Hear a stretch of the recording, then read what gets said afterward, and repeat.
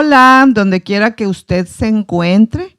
Qué privilegio es estar aquí y ahora para considerar el tema en la serie que nos ocupa, inminente arrebatamiento y consagración personal, sección número 22. Dios, en el nombre de nuestro Señor Jesucristo, te damos infinitas gracias por la oportunidad que tenemos de estar aquí ahora para considerar este asunto bíblico escatológico con el tema inminente arrebatamiento y consagración personal, justamente la sección o parte número 22. Gracias por ello, en el nombre de nuestro Señor Jesucristo. Amén.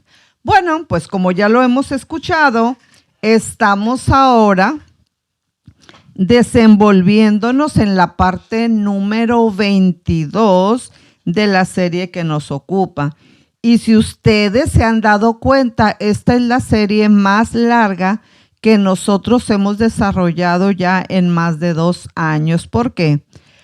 Pues sencillamente porque implica los dos asuntos preponderantes en todo lo que nosotros hemos venido desarrollando en más de 2 años. ¿Y cuáles son estos dos asuntos? Pues claro, el inminente arrebatamiento que está a las puertas y también consecuentemente la necesidad de estar ya consagrados a la manera que el Espíritu Santo le dirija a cada persona, porque esa es la oportunidad que Dios nos está dando para ser parte de la generación que será arrebatada muy pronto, o también pues de que si en este momento a Dios le placiera que nosotros muriéramos, que Él en su voluntad soberana y o permisiva, Él permitiera que nosotros pues muriéramos, así para hablarnos en un español bien claro, pues que nosotros fuéramos inmediatamente al cielo. Entonces, inminente arrebatamiento y consagración personal. Porque si nosotros pudiéramos aprender, comprender, analizar, llegar a deducciones con respecto al inminente arrebatamiento y no estuviéramos consagrados a la medida que designa, que define el mismo Espíritu Santo, entonces ¿de qué nos serviría? A mí, ¿de qué me serviría saber poco o un poquito más sobre la inminencia del arrebatamiento si eso no me sirve a mí para ser arrebatado? Entonces, por eso están los temas conectados, inminente arrebatamiento y consagración personal. Entonces, estamos a la altura de la parte número 22. En esta parte o sección número 22, vamos a tratar el asunto de la primera fase de la segunda venida de nuestro Señor Jesucristo. Y la primera fase se llama inminente arrebatamiento, y yo manejo didácticamente este asunto de la primera fase de la segunda venida usando mi mano derecha, pero específicamente la palma de mi mano, la palma de mi mano. Entonces, la primera fase de la segunda venida. Miren, es importante identificar algunos elementos relacionados con la primera fase. ¿Con quién o con qué? Pues con la primera fase de la segunda venida de nuestro Señor Jesucristo. Entonces, primera fase, inminente arrebatamiento, dorso de la mano. Segunda venida segunda fase de la segunda venida de nuestro Señor Jesucristo propiamente dicho. Ok, entonces, como primer punto general, necesitamos nosotros atender a lo siguiente. Y es precisamente a lo que dice Mateo en el capítulo 24, versículos 37 al 39. Vamos a recordar que si lo dice la Biblia, lo digo yo. Si la Biblia no lo dice, pues no me interesa, ¿verdad? Porque sobre todo en un tema tan,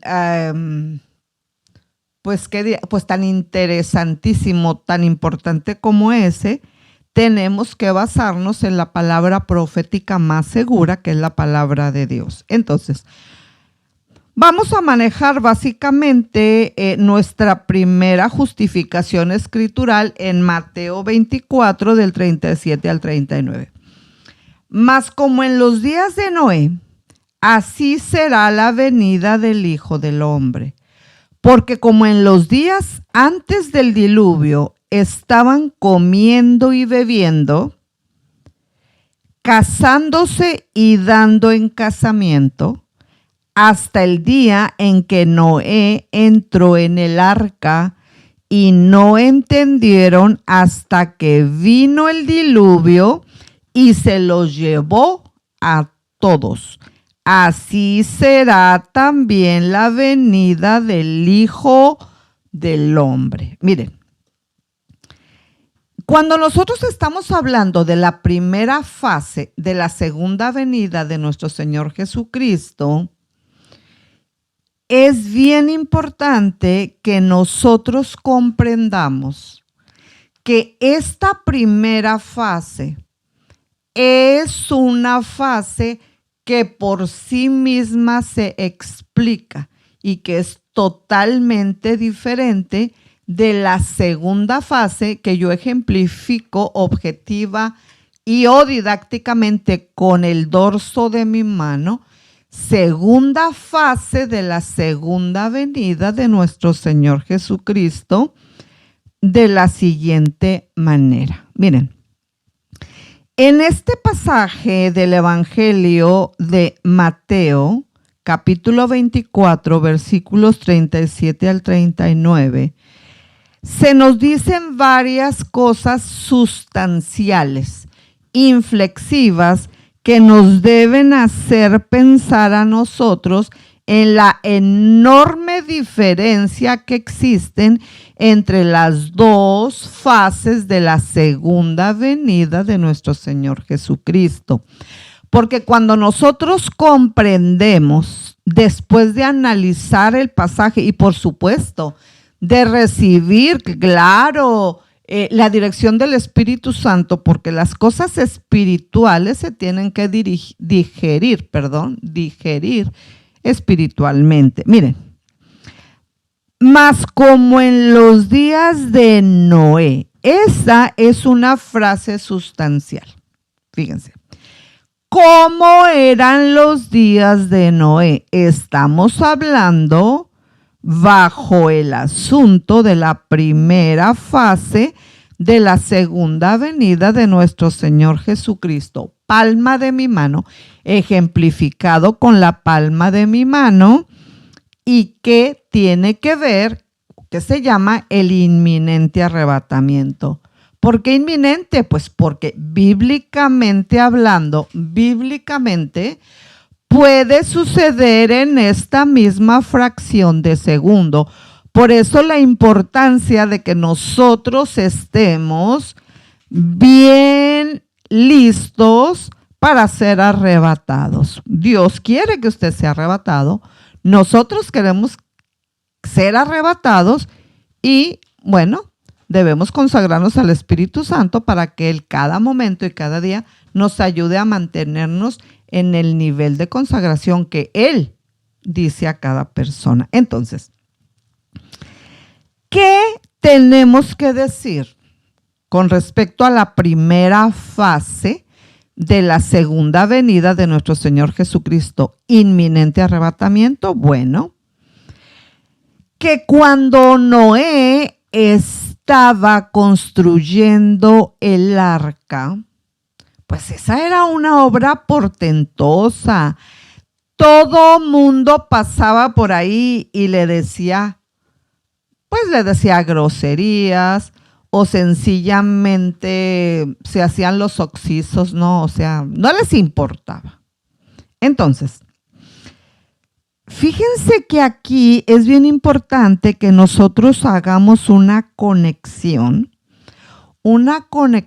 muy importante, porque fíjense que este asunto de la inminencia del arrebatamiento, no crean que tiene solamente conexión con primera los Tesalonicenses 4, del 13 al 18, y con segunda los Tesalonicenses 2, de 2 al 3, donde está la primera fase, primera los Tesalonicenses 4, 13 al 18, primera fase, inminente arrebatamiento, y segunda fase, segunda los Tesalonicenses 2, de 2 al 3. Entonces, cuando nosotros estamos diciendo y hablando de las dos fases de la segunda venida de nuestro Señor Jesucristo, estamos diciendo que estos pasajes en la primera y la segunda epístola de Pablo a los tesalonicenses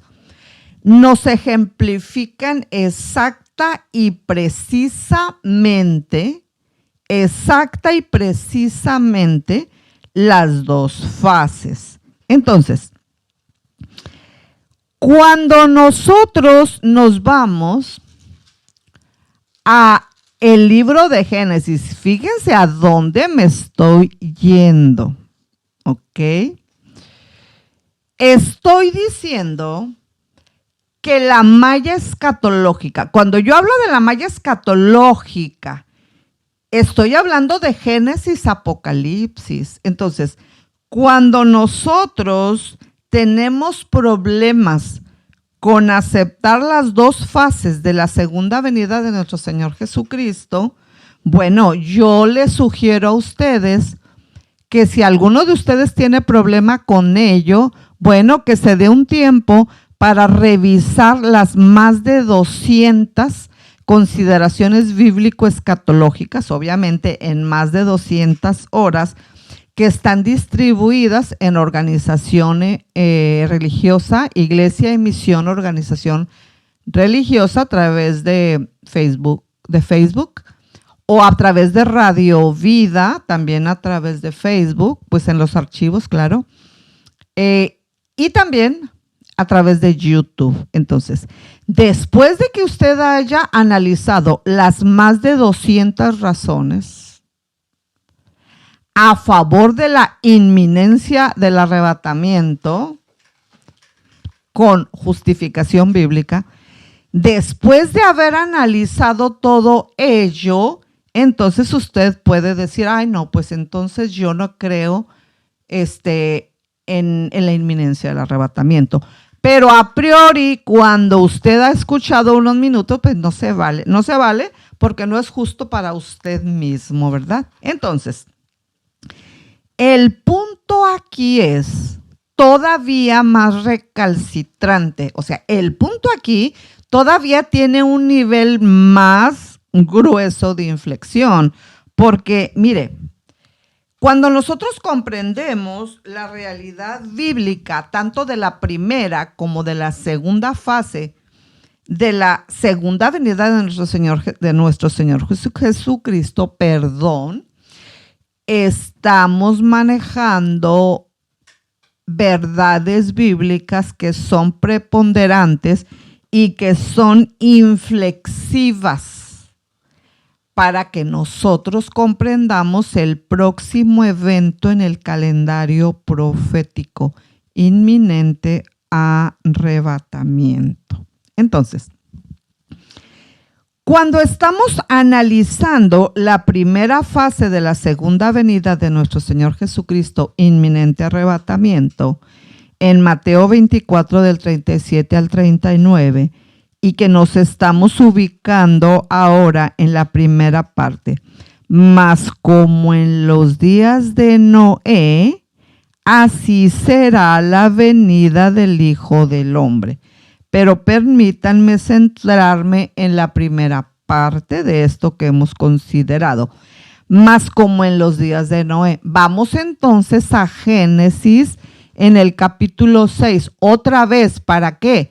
Para que veamos que la malla escatológica de Génesis, Apocalipsis está entrelazada y todo llega a una misma conclusión. Entonces, pero antes de verlo de Génesis 6:3, otro punto de inflexión. Si usted tiene problemas para aceptar la inminencia del arrebatamiento, es decir, que en esta fracción de segundo el mundo puede ser cambiado por el próximo evento en el calendario profético de Dios, donde millones de personas desaparecerán en un abrir y cerrar de ojos, en un átomos, en una fracción de segundo. Entonces, es sumamente importante comprender si todo lo demás no cayó en buena tierra en cuanto a la comprensión de la inminencia del arrebatamiento, entonces vayámonos al punto de inflexión. Usted es mortal, yo soy mortal. De acuerdo, eso nadie lo puede negar. Porque yo estoy dirigiendo esta consideración bíblico-escatológica a humanos. No me interesa ningún demonio, no me interesa ningún extraterrestre, ningún demonio. Me interesan los humanos. El público al que está dirigida esta consideración bíblico-escatológica es un humano como usted y como yo. Entonces, como humanos somos mortales. Si lo aceptamos o no lo aceptamos, eso no cambia la verdad de que podríamos morir en esta fracción de segundo. ¿Quién dijo que no? Porque somos mortales. Entonces, esa preparación que usted y yo necesitamos para ir al cielo inmediatamente al morir es exactamente la misma preparación que necesitamos para ser arrebatados. Así que no tenemos opción. Tenemos que estar preparados ya para enfrentar la eternidad, vía inminente arrebatamiento o vía pues que Dios decida quitarnos la vida en este momento. Así que veamos cómo la palabra de Dios quiere ministrarnos en esta hora para que nosotros estemos listos ya. Al rato, no, ya. Mañana, no, ya. Porque Dios nos ha extendido un cheque por este día. Pero siendo más exactos, nosotros no sabemos cuántas horas de este día tenemos seguras. Porque si morimos en este día, pues a la hora que sea, antes de las 12 de la noche, pues ya no fueron las 24 horas, es obvio, ¿no? Entonces, estar listos ya. Bueno, miren, vámonos entonces aquí.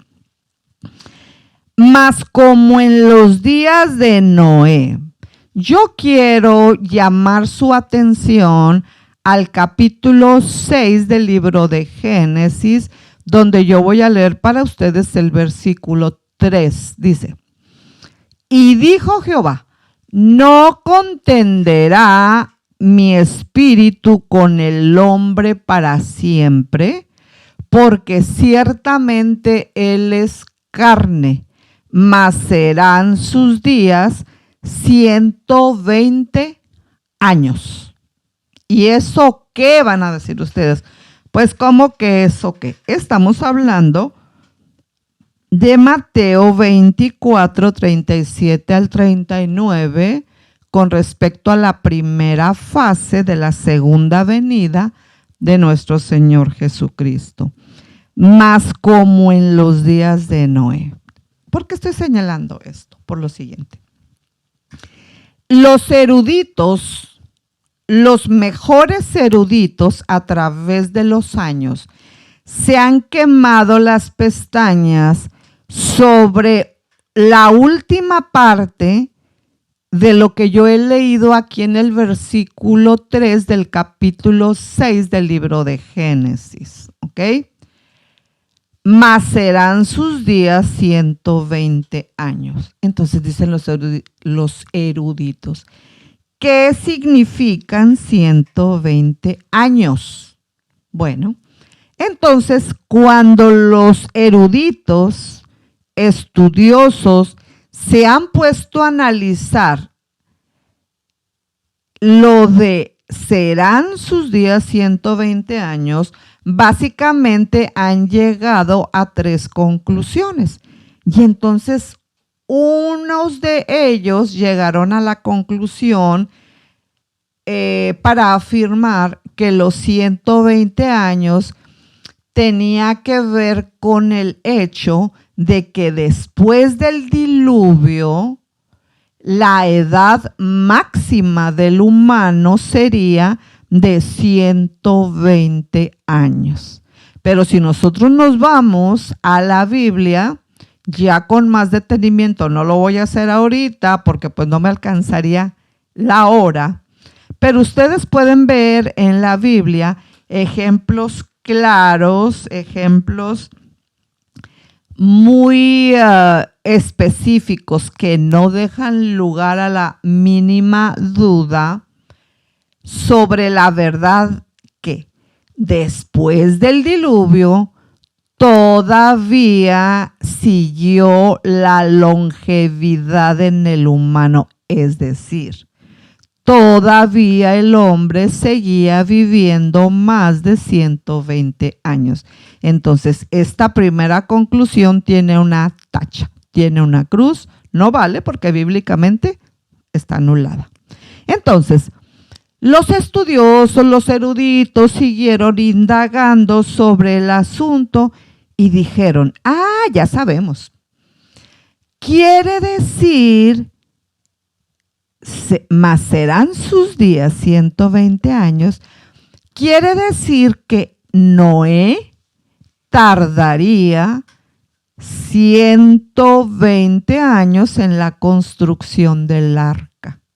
Pero si nos vamos otra vez a los escritos, si nos vamos analíticamente a lo que la Biblia dice sobre el punto, pues nos damos cuenta que esa segunda conclusión también tiene tacha, también tiene cruz. ¿Por qué?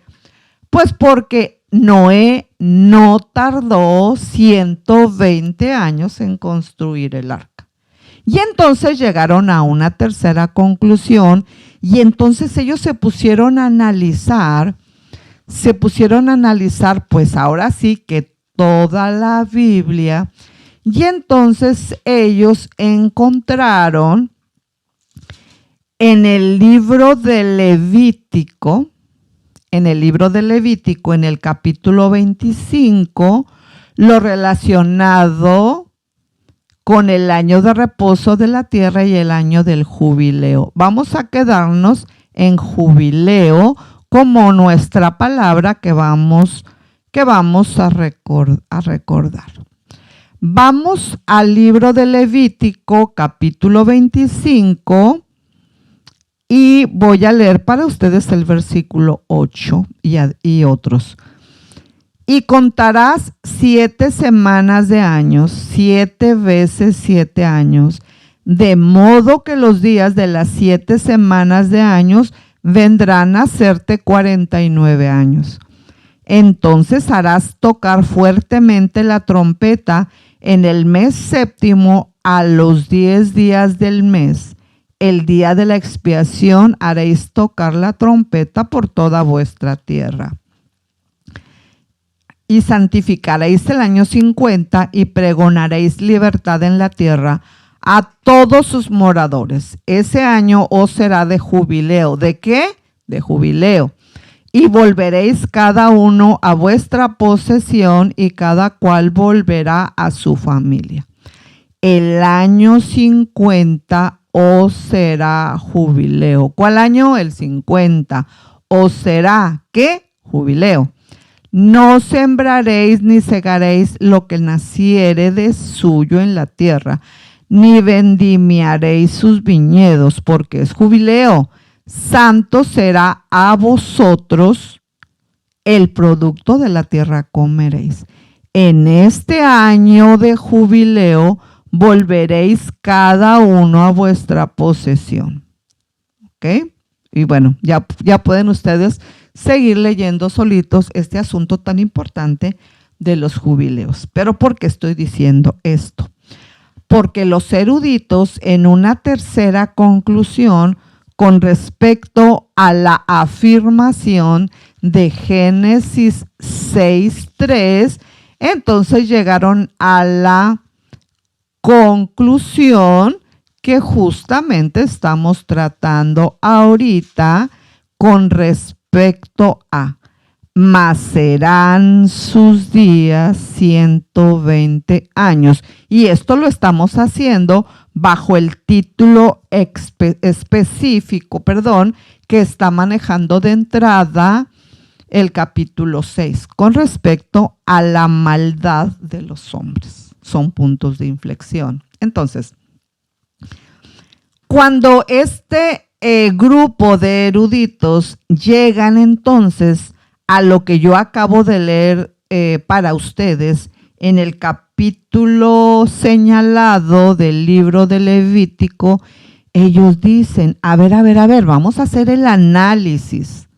Y entonces ellos dicen, si nosotros tenemos 120 jubileos, mas serán sus días 120 años, entonces ellos dicen, esos 120 años, si nosotros hacemos la conexión con el libro de Levítico en el pasaje que yo les he señalado como muestra, porque eso es muy amplio.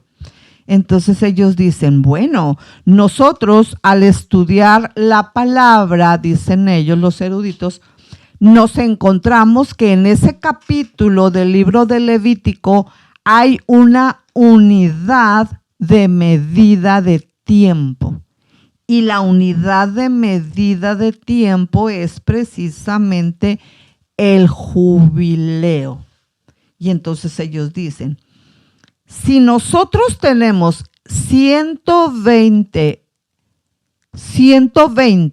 que es una unidad de medida de tiempo que está en el capítulo 6 de Génesis, en el versículo 3, y la relacionamos con lo que acabamos de leer nosotros aquí, en Levítico, entonces ellos dicen, bueno, si nosotros tenemos 120 años, que es un límite que Dios está manejando con un punto inflexivo relacionado con la maldad de los hombres, bueno, dice, entonces si nosotros tenemos 120 unidades, hablando de unidades de medida de tiempo, y manejamos la unidad de medida de tiempo del jubileo del libro de Levítico, entonces nosotros tenemos 2000 años. Y entonces ellos se pusieron a reflexionar sobre el asunto y dijeron, ok, si nosotros vemos que desde Adán hasta Abraham hay un bloque de tiempo de 2000 años y observamos pues a través de la malla escatológica que de la primera venida de nuestro Señor Jesucristo a la segunda venida que de Abraham, dijimos, de Adán a Abraham hay un bloque de 2000 años. Entonces, de Abraham a la primera venida de nuestro Señor Jesucristo hay un segundo bloque también de 2000 años. Y si nosotros vemos que de la primera venida de nuestro Señor Jesucristo a nuestros días, pues ya podemos manejar con libertad un tercer bloque también de 2000 años, entonces nosotros hemos llegado, dicen los eruditos, a una tercera conclusión en el análisis. Entonces, ese grupo de eruditos, en vez de ponerle a esta conclusión número 3, tacha como a la conclusión 1 y como a la conclusión 2, dice, a esta le vamos a poner palomita, o sea, bien. Ok, entonces, el punto de inflexión es que cuando nosotros observamos 3 grandes bloques en la historia de la humanidad, así como lo hemos manejado de Adán a Abraham, de Abraham a la primera venida de nuestro Señor Jesucristo y de la primera venida de nuestro Señor Jesucristo a nuestros días, nosotros podemos observar 3 grandes bloques que nos dan como resultado 6,000 años. Y si nosotros multiplicamos los 120 años de Génesis 6:3 por 50, que es el número de años de cada jubileo, entonces nosotros podríamos decir que en 120 jubileos habría 6,000 años. A ver, déjenme hacer la multiplicación, ¿ok? Estamos hablando de 120 por 50. 5 por 0, 0, 5 por 2, ahí está, perfecto.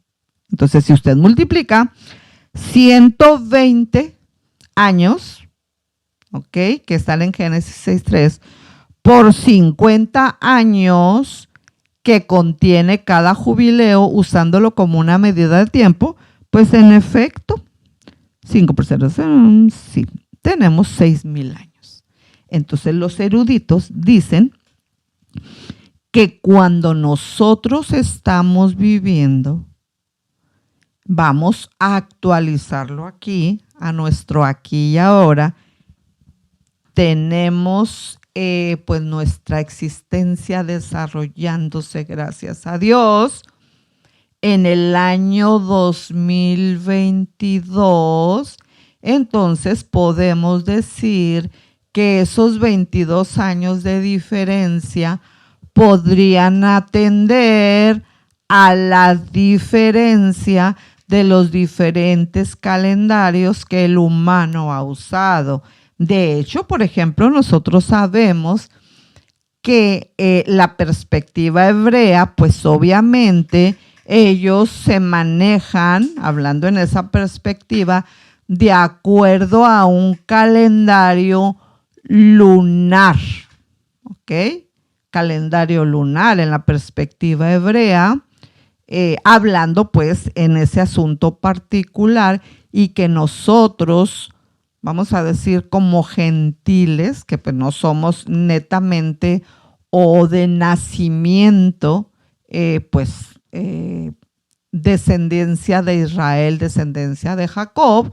Claro que sí, pues somos cristianos, bueno, eso ya lo vimos en otra parte, pero aquí me quiero ir yo a que nosotros nos controlamos, entre comillas, en cuanto a asunto del tiempo, pues de acuerdo a un calendario que, siendo para ellos lunar, para nosotros es solar.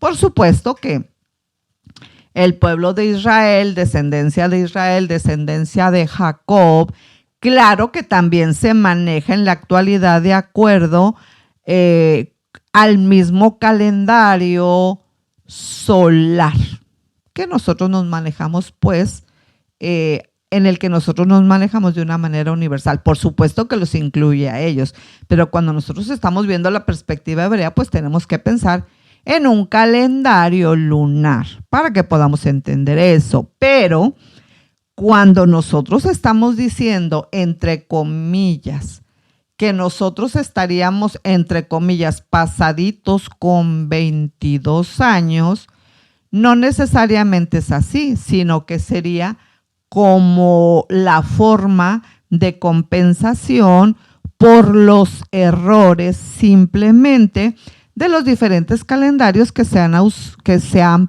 usado en la humanidad, pues desde que ella existe. Imagínense, pues, el nivel de error.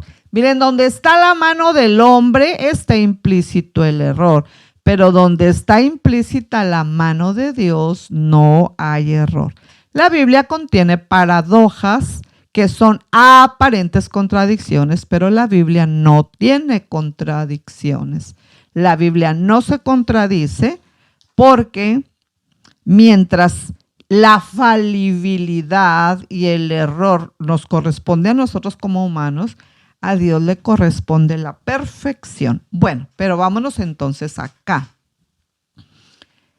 Si nosotros estamos viendo la frase más como en los días de Noé o el enunciado unimembre, más como en los días de Noé, vamos a reflexionar sobre lo que nos ocupa en la primera fase de la segunda venida de nuestro Señor Jesucristo, el inminente arrebatamiento. Bueno,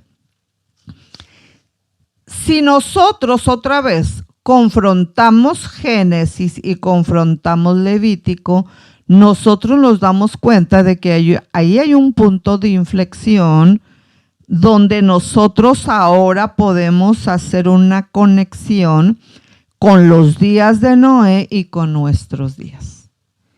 Y si nosotros vemos el punto de inflexión que está manejado en el contexto donde la palabra de Dios nos maneja esto, es muy fácil porque la Biblia nos lo dice claramente. Génesis 6:1. Aconteció que cuando comenzaron los hombres a multiplicarse sobre la faz de la tierra y les nacieron hijas, etcétera, etcétera, y nos viene diciendo sobre la maldad de los hombres.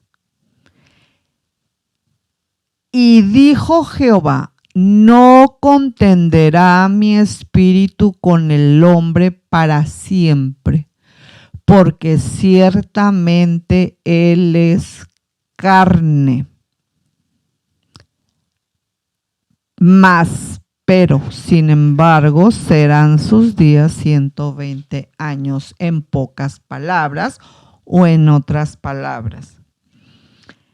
La maldad de los hombres llegó, estamos hablando aquí en el contexto del capítulo 6 de Génesis, llegó al colmo y dijo Dios, basta ya, no permitiré que la maldad de los hombres siga con la perdición que nosotros estamos presenciando. Miren, yo les voy a recomendar a ustedes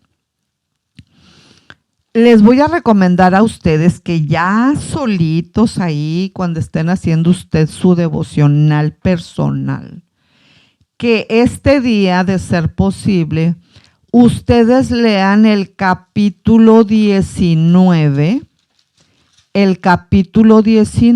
del libro de Génesis, y que ustedes vean qué es exactamente a lo que Dios se está refiriendo en el capítulo 19 de Génesis en conexión con el capítulo 6 de Génesis, para que comprendamos de una manera indubitable lo que Mateo 24, 37 al 39 nos quiere decir ahora, como en los días de Noé. Entonces, yo no voy a leerlo todo para ustedes, pero sí voy a considerar algunos puntos inflexivos para que comprendamos con respecto a la inminencia del arrebatamiento, con respecto a la primera fase de la segunda venida de nuestro Señor Jesucristo,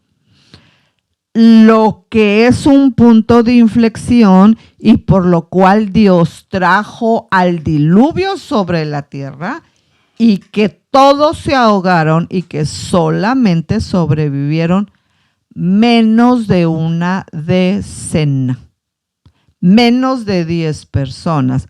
Pero ahora viene lo mismo, solamente que ahora el elemento de juicio no es el agua, es el fuego. Miren, El punto de inflexión en el capítulo 6 de Génesis fue la maldad de los hombres.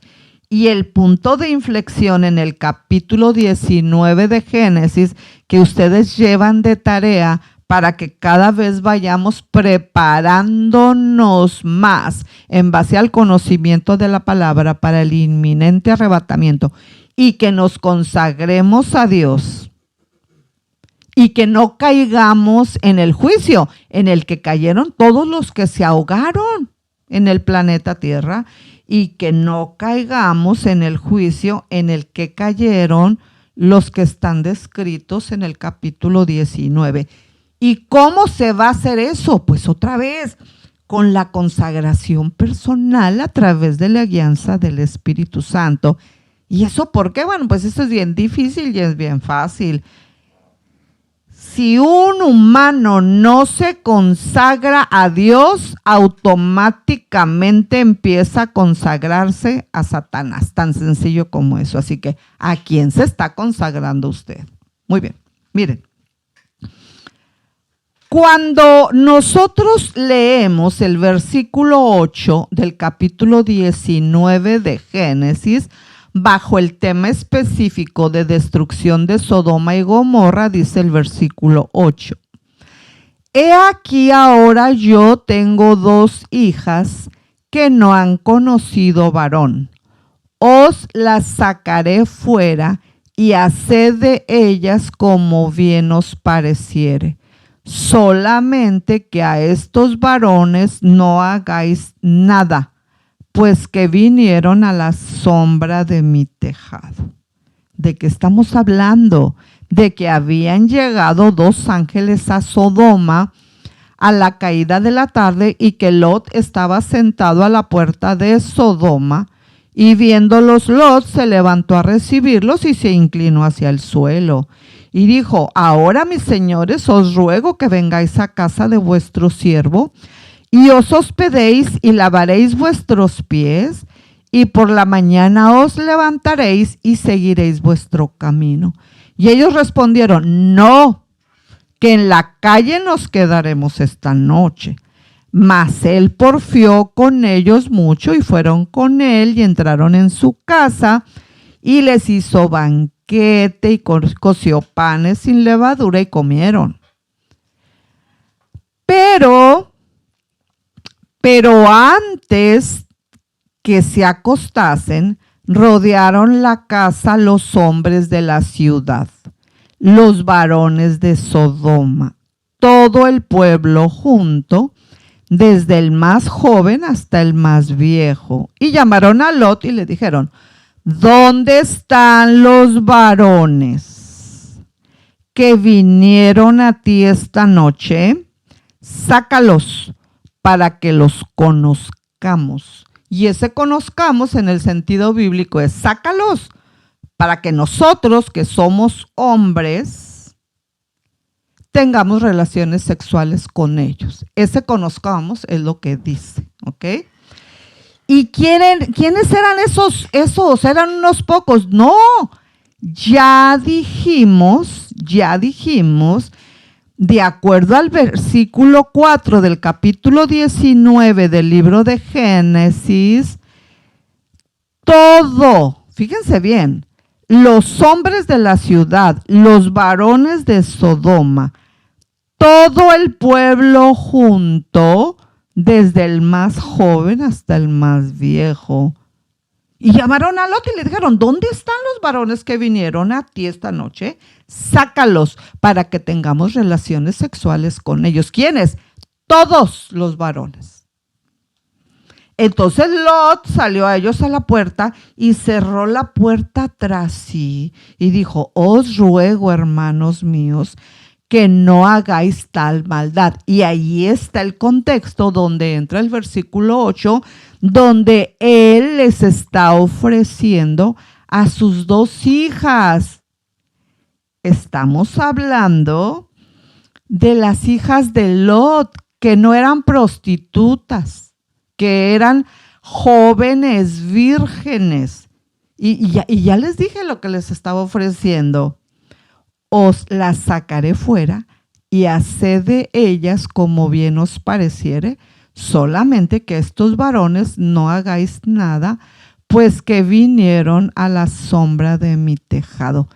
¿Qué significa el versículo 8 del capítulo 19 de Génesis? Bueno, en primer lugar aquí vemos machismo a todo lo que da, ¿ok? Y luego estamos viendo nosotros que un padre no está ofreciendo a sus dos siervas, a sus dos empleadas, está ofreciendo a sus dos hijas vírgenes. Pero si nosotros somos más analíticos en la consideración del contexto de Génesis, cuando nosotros observamos quiénes fueron sacados, ahora sí que a la fuerza, fueron forzados a salir de ahí para salvación, recuerden que la esposa de Lot había quedado, pues vamos a decir, petrificada, como una piedra, como una estatua de sal, porque miró hacia atrás, ¿ok? Entonces, nosotros observamos que los novios o los desposados de las dos hijas de Lot no estaban entre aquellos que fueron sacados por misericordia de Dios de Sodoma y Gomorra. Entonces, en base a ese análisis, podemos concluir que cuando el versículo 4 del capítulo 19 del libro de Génesis dice: pero antes que se acostasen, rodearon la casa los hombres de la ciudad.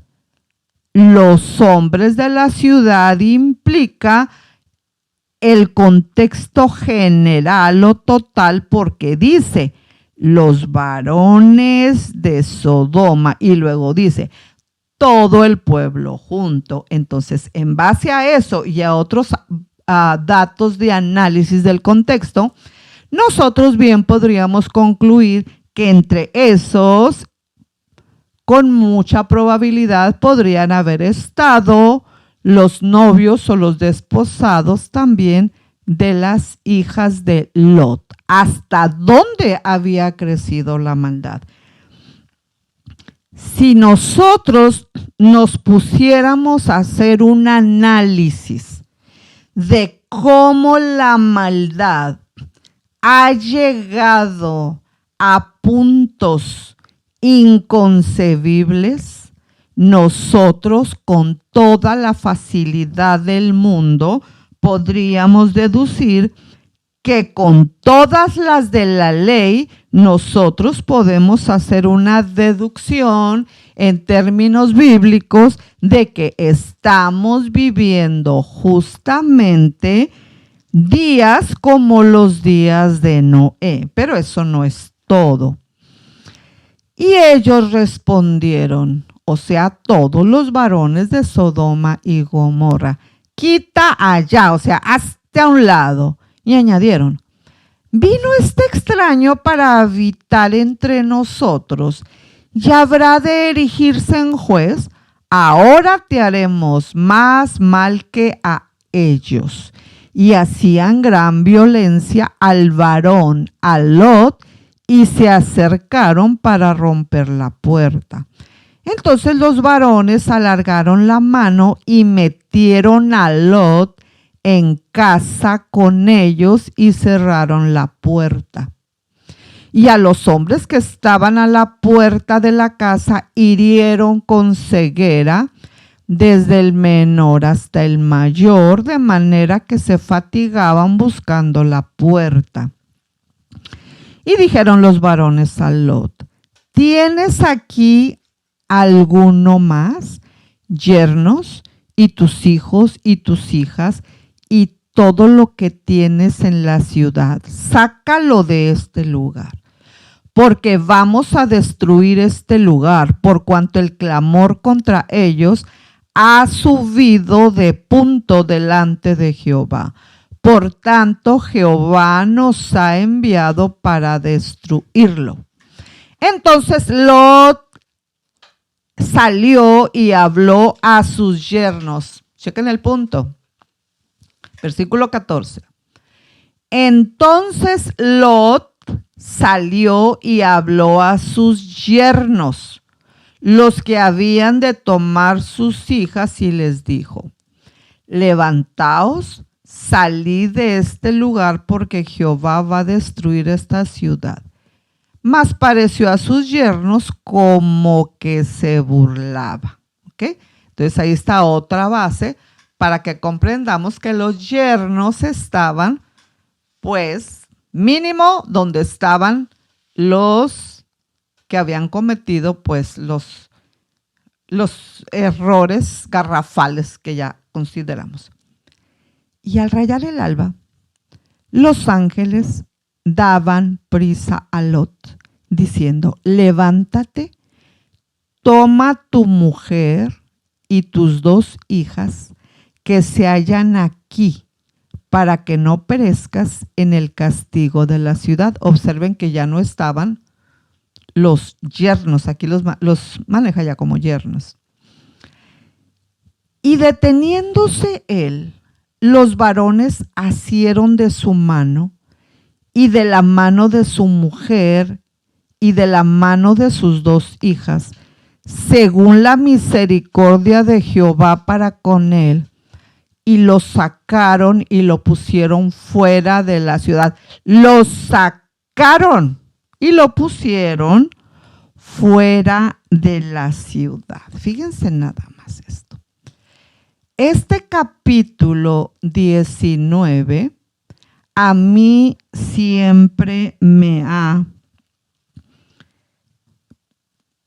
ha hecho reflexionar en la conexión inherente, en la conexión que existe entre ese pasado y lo que nosotros estamos viviendo ahora, con lo que sabemos, porque hay muchas cosas que no sabemos y que Dios en su misericordia pues no ha permitido que lo sepamos, porque digerir cosas como esta, pues yo creo que no cualquier estómago, ¿verdad? Estoy hablando de una manera ilustrativa.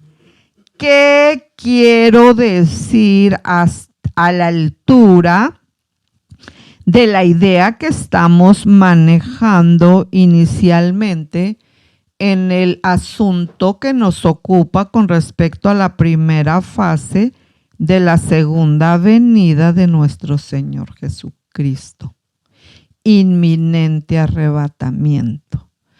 Quiero decir que con base escritural en Mateo 24, 37 al 39, estamos viviendo días como en los días de Noé, donde la maldad ha llegado a puntos que podríamos llamar inconcebibles, y que esa fue la razón en el capítulo 6 del libro de Génesis por la cual Dios dijo, 6:3, Génesis 6:3, y dijo Jehová: no contenderá mi espíritu con el hombre para siempre, porque ciertamente él es carne, mas serán sus días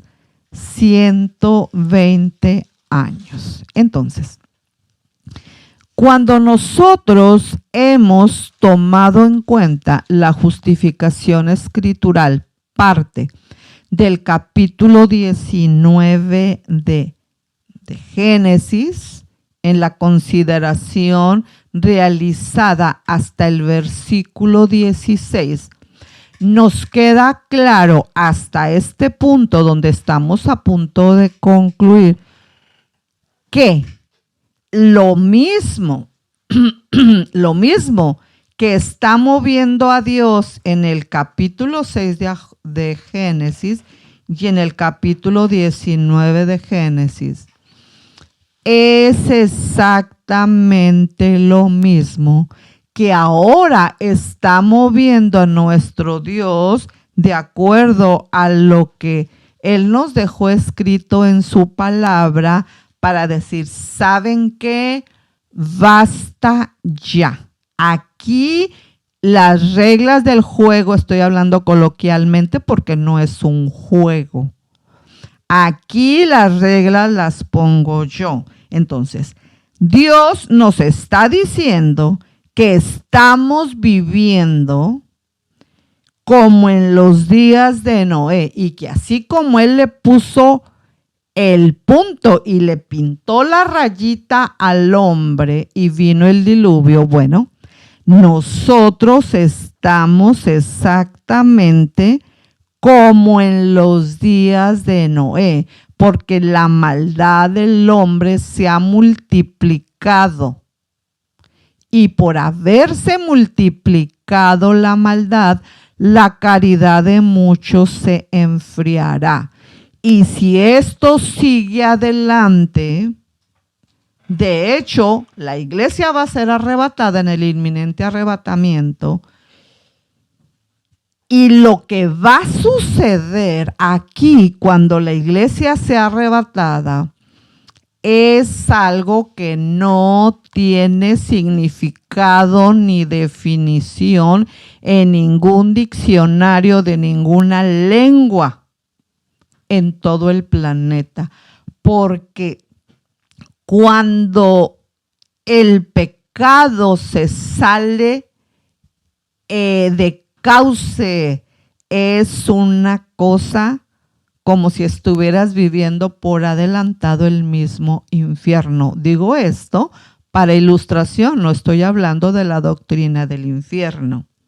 Entonces, ya para finalizar esta consideración bíblico-escatológica, inminente arrebatamiento y consagración personal, bajo el subtema primera fase de la segunda venida de nuestro Señor Jesucristo, parte número 22, yo quiero decirle a usted, si usted cree que es verdad la inminencia del arrebatamiento, es verdad la inminencia del arrebatamiento.